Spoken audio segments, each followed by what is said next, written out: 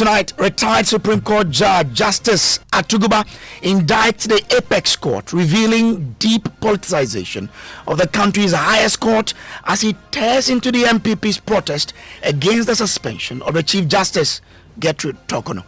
Unanimous panels always in their favor. That's the democracy they want.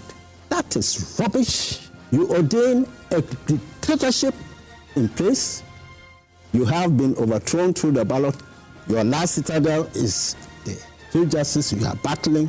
Hey, if this one falls, we are all out. That is what is happening. Can't be wrong. Then it will appear that our Supreme Court is politicized. Certainly.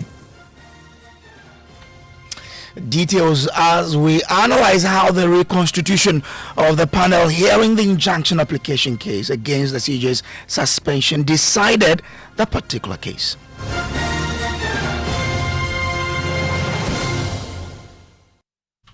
This is Top Story, brought to you always by Telecel, connecting energies and holy insecticide spray and coil. Now, tonight, retired Supreme Court Judge Justice William Atuguba has descended heavily on the opposition New Patriotic Party while revealing how the Apex Court has become deeply politicized.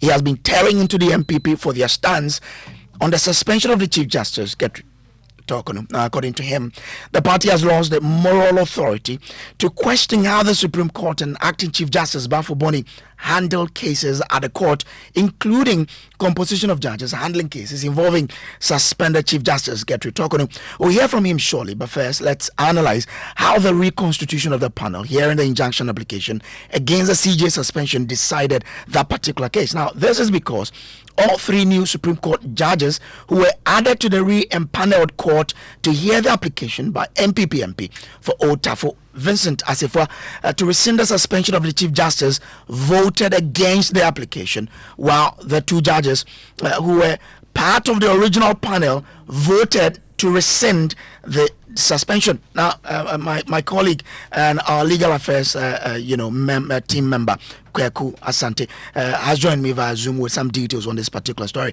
Kweku, first off, who are the judges empaneled by Gertrude Torkornoo before she was suspended?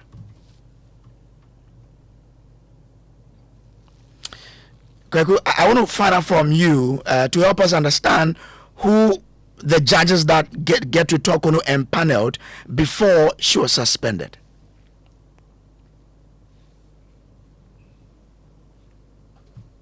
Okay, so we'll try and get Kweku here so we can understand how the initial panel went about and how the new one was reconstituted and how they all voted. Kweku, help us understand who were members of the initial panel that was put together by Chief Justice Gertrude Torkornoo.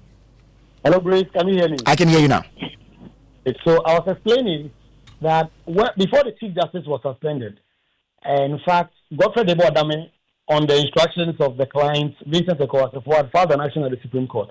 The basis of the claim was that the Chief Justice had not been given copies of the petitions for her removal, and so they wanted the Supreme Court to strike out the entire process and then declare it as unconstitutional, because in their view, the Chief Justice ought to be given copies of the petition before a prima facie determination will be made. When that case was filed, the Chief Justice was still at post, Gertrude Torkornoo, and then she empaneled 5 judges to hear this matter. The panel was to be presided over by Justice Professor Henrietta Mensah-Bonsu. The other members of the committee were Samuel Esiedu Adibu, Ernest Yao Gaiwu, Yao Asaridakun, and Richard J. Frimpong. These were the 5 judges who were going to hear this matter. And we know that they did go to court the first time the case was adjourned. On the second time as well, it was adjourned again. If you look at these 5 judges, following the determination of a prima facie case by the President and the Council of State, the President appointed Justice Samuel Adibu Asiedu as part of the committee that will investigate the matter. Some would say that ordinarily because of that, she had to actually recuse himself from that panel.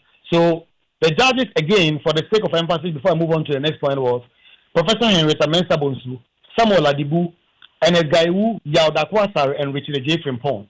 As soon as the Chief Justice was suspended, we know that the Member of Parliament for Otafo, again, through his lawyer, Godfrey Dame, filed another action at the Supreme Court, seeking to get the court to rescind the President's power to suspend the Chief Justice in this matter. But this time around, it was the acting Chief Justice who was at the helm of the judiciary in terms of empaneling. As we've now come to know from details from the court yesterday, Justice Baffoe-Bonnie did repanel this court. And he removed Samuel Asiedu from the panel, Yao Dakwansari and Richard J. Frimpong from the panel.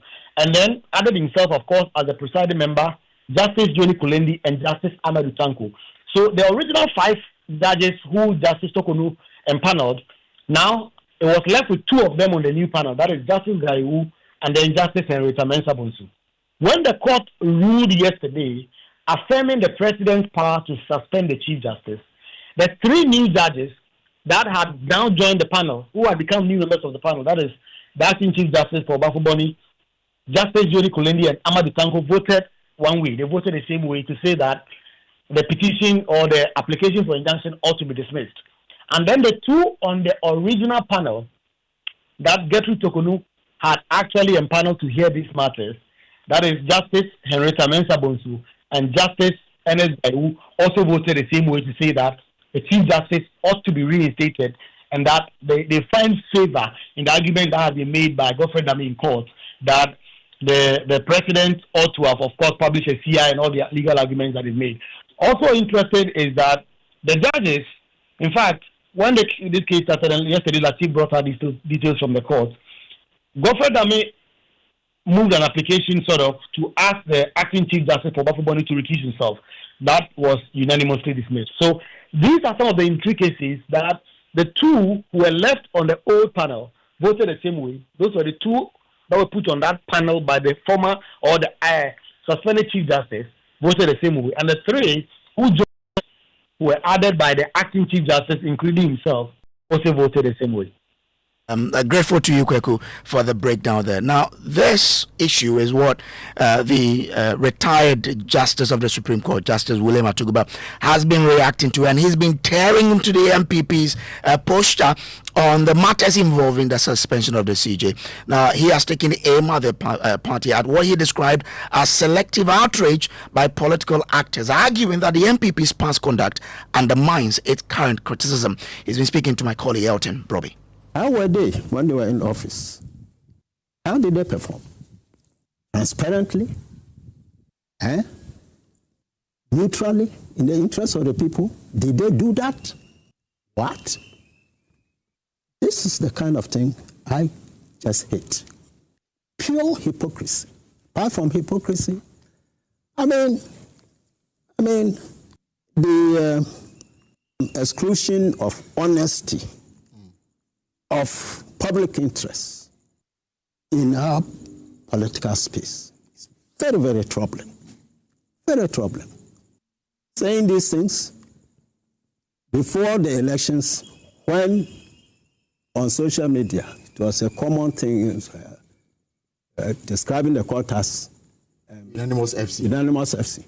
Was it President Mahama who was doing that?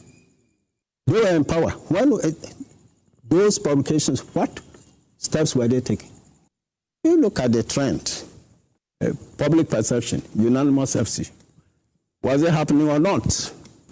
Now look at the empanelments and see if that panel had not been reconstituted. I think it would have come 3-2. I mean, have you not had unanimous until? And he's, tonight revealing to us how politics has entered into the apex court. Now, he's been criticizing the NPP or fighting the removal of Chief Justice for their own parochial interests. Listen to him as he affirms that the apex court has now been politicized. Yes. Take time and go and get the panels on constitutional cases since these people came to power.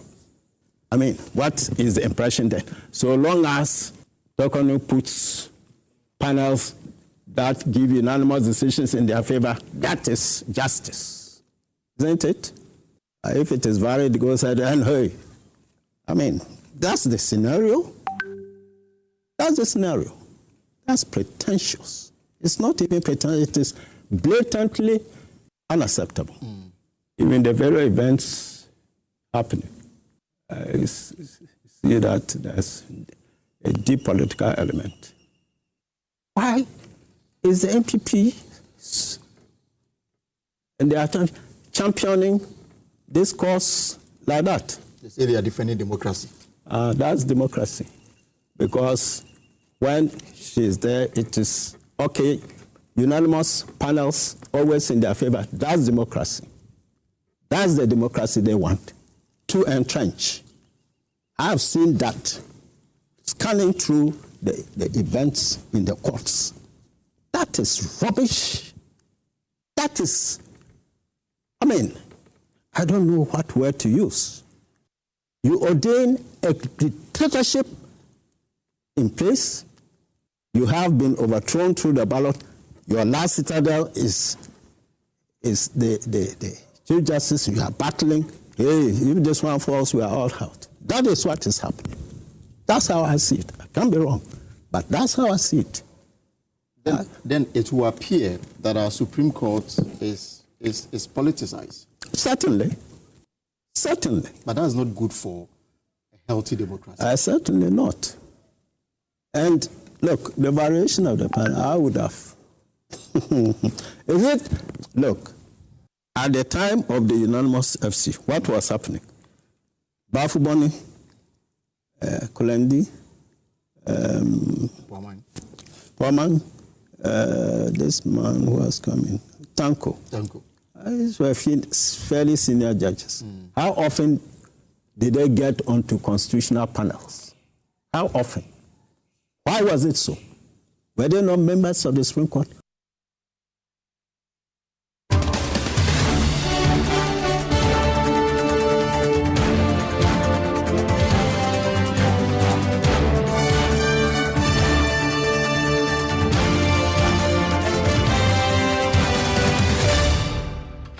This is still top story. Time for us to bring in Professor Baffoe-Bonnie, who is former UN Senior Governance Advisor. Grateful to you, sir, for coming in. Now, tonight, we are getting the revelation that politics is deep-seated in the affairs of the Supreme Court. How does that impact, governance in this country?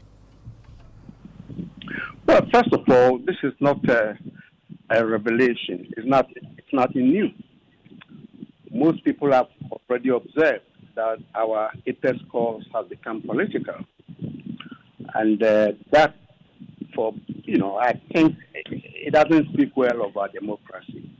But once the judicial becomes politicized, then its neutrality as a mediator, ultimate mediator in governance matters concerning the Constitution will be diminished. And I don't think that's what we want to see. But you see, the bigger issue, why we think it has become political, is because the Constitution allows the president to meddle in the affairs of the judiciary. You notice that recently somebody produced a list of appointees by President Akufo-Addo, the former president, trying to make the point that the president has packed the court, and therefore the NDC coming to power should find a way to unbalance it, or at least make it more balanced. Okay? That is a political reaction to that situation. So if now we are going to have a situation where every governor, a new president, will have to decide on how many to appoint in order to create a balance, then of course the judiciary becomes a political tool at the behest of presidents. And that is not a good democracy needs. So for me, we have to look, and I'm happy the president has set up the Constitutional Review Committee. We have to find a way to isolate the appointment and removal of chief justices and perhaps the whole court from president, from whoever is the president. Because if you look at the trend of our politics, the rivalry, the competition between the NDC and NPP appears to be carrying on into the other branches of government. And that will defeat the independence that supposedly each of the three arms of government must have in order to have a proper balance of power among the three. I'm talking about the executive, the judiciary, and the legislature. So my thinking is that to avoid this situation becoming worse, we need to quickly, that's why I say I'm happy that at least there's a process to review the Constitution. That section of the Constitution should be reviewed. And I think we have to find some genius ways. Some countries, we can cite example like Kenya, they don't have a president appointing Supreme Court judges or the Chief Justice. So we can learn from that so that we can insulate the judiciary from any possibility of political interference by the executive. But as we wait for that to happen, because it will take some time, how can the judiciary itself do away with this tag of being politicized? I don't think the judiciary has accepted that it's been politicized. It is observers and people who are not happy. But today we have a former, Supreme Court judge alluding to the fact that politics plays a deep role in the affairs at the Supreme Court. Isn't that worrying? In fact, being there before, if he's making that statement, then I think it's a tragedy, to say the least, with regard with the administration of law in our country. If, in fact, the justices of the Supreme Court see themselves as politically influenced in cases, then I think they have undermined their own credibility and relevance to a democratic governance. So I would like to think that Justice Atuguba's opinions are simply personal to him. I don't want to believe that all the other justices think that way. So his analysis is based on, he was referring to how paneling were done during Chief Justice Tokono's era, and you hear him allude to the fact that yes, you cannot take away politics from that fact, and that's what I want to find out. How, even though the judiciary has not accepted that tag, but once people have that opinion, it impacts how they relate to the judiciary. So how can they react to this? Well, that's something the judiciary, the justices should deal with. I cannot sit out here and prescribe for them what to do. Okay. But if they believe that that's the popular perception, then they must accept that they have a problem. Okay? They have a problem if that perception is acceptable to them. Okay. And they'll have to find a way to purge themselves of that. Because they don't purge themselves from that perception, then I'm afraid that it's going to be an appendix to the executive. And that is not what the Constitution wants it to be. I'm grateful to you, Prof, for spending some time with us here on Top Story. Professor Baffoe-Bonnie is former UN Senior Governance Advisor. Let me bring in Frank Davis. He's Chairman, Constitutional and Legal Affairs Committee of the NPP. We also have on the line Abraham Amaliba, Director of Conflict Resolution of the NDC. Mr. Davis, I'm grateful to you for joining us here. Now, this is a former retired Justice of the Supreme Court who says your party does not have the moral right to criticize how empaneling is done to deal with matters at the Supreme Court. What's your response? Thank you for the opportunity and a good evening to well-meaning, discerning Ghanaians, or distinguished viewers and esteemed listeners. I am saddened. I am really saddened. And I would have wished that Justice Atuguba would stay quietly in his retirement and not doing this with the judiciary, an institution which made him, at least once upon a time, he was acting Chief Justice. And for him to come on radio and rubbish run down the judiciary in this manner, it's pretty unfortunate. It is sad. And at this stage, I want to quote my grandson. My grandson in UK, anytime you talk to him, he's a grandpa. Don't say that. Don't do that. Don't say that. Don't do that. Justice Atuguba, don't do this. So Justice Atuguba is now telling us, I didn't say it, he is now telling us that the Supreme Court is politicized. That is his language. Just because of what? And the language that Atuguba uses on radio, rubbish and all that. I mean, for a justice of the Supreme Court, I mean, I hold him in very high regard. At least I've sat on the General Legal Council with him for so many years. And I've enjoyed his scholarship. I have learned so much from him. And those of us who practice in the Supreme Court hold him in very high esteem. I would rather pray that Justice Atuguba will stop these commentaries. Look, he has shown clearly to everyone that he's politically biased with the NDC. But let me ask a question. So Justice Atuguba is trying to say, tell all Ghanaians, now he's come up openly, that in the 2013 election petition, when he was president of the bench, he presided. So the 5-4 decision which was handed, he was in the majority himself, with great respect to Justice Baffoe-Bonnie, acting Chief Justice, was another. Sule Badegbe, may he rest in perfect peace, was another. Vida Akoto-Banfo was another.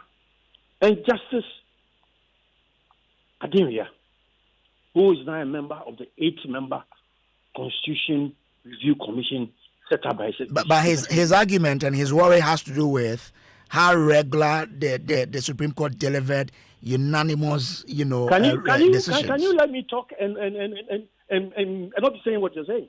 No, I'll let you talk. You're talking, but I'm saying... Yes, I'm coming to that point, so just listen to me and don't take away my time, please. No, but we're having a discussion here. So, I mean, when we're having a discussion, I listen to you, you also listen to me, with all due respect. Wait, so let me build my argument, please.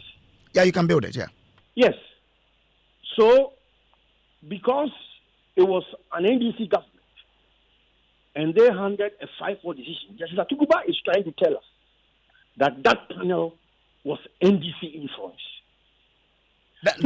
That's not his argument. His argument is that during the immediate past, time, we've seen too many unanimous decisions at the Supreme Court, and he is questioning why was that the case. I mean, if you look at what happened just now, we had a 3-2, decision. He believes yes, that's how it should be. Let me answer you. Don't try to ask your own questions and answer. Let me answer you. No, but we're having a discussion here. So when you're talking, I have the right also, as I listen to you, to ask you the question, so you answer. So I'm answering your question. Now, he says recently there have been unanimous decisions. But come on, Justice Atuguba. So if a matter is taken to the Supreme Court and the justices are of the opinion, they all agree that this matter is not worth their consideration, and they return a unanimous verdict, it means the justices in the Supreme Court have been bought. Is that what Justice Atuguba is saying of his colleagues? Now, Justice Amadou Tanko, my great friend, Yoni Kulendi, my great friend, Baffoe-Bonnie, I've practiced in their course from the High Court to the Court of Appeal and now in the Supreme Court.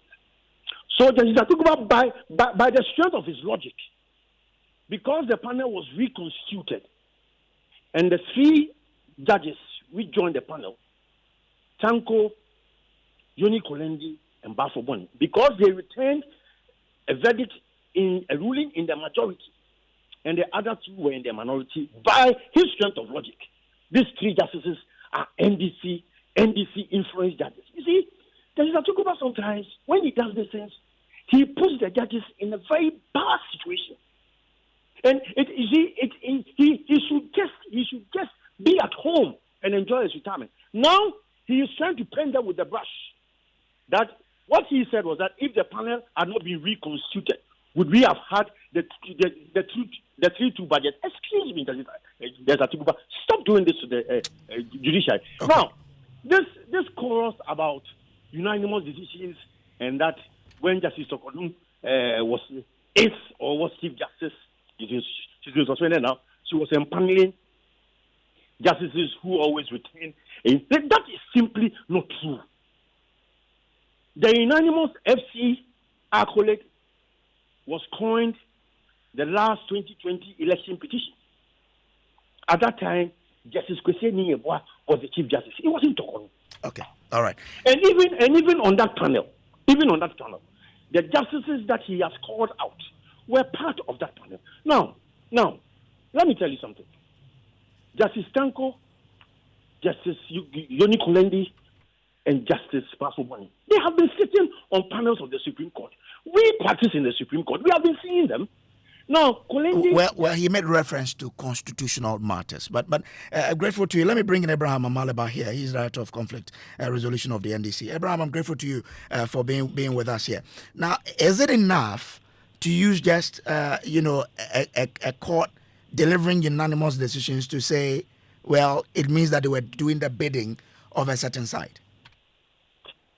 But if I may ask, how come 4 or 5 people or 6 people, sometimes 7 and 9, think alike? How is that possible?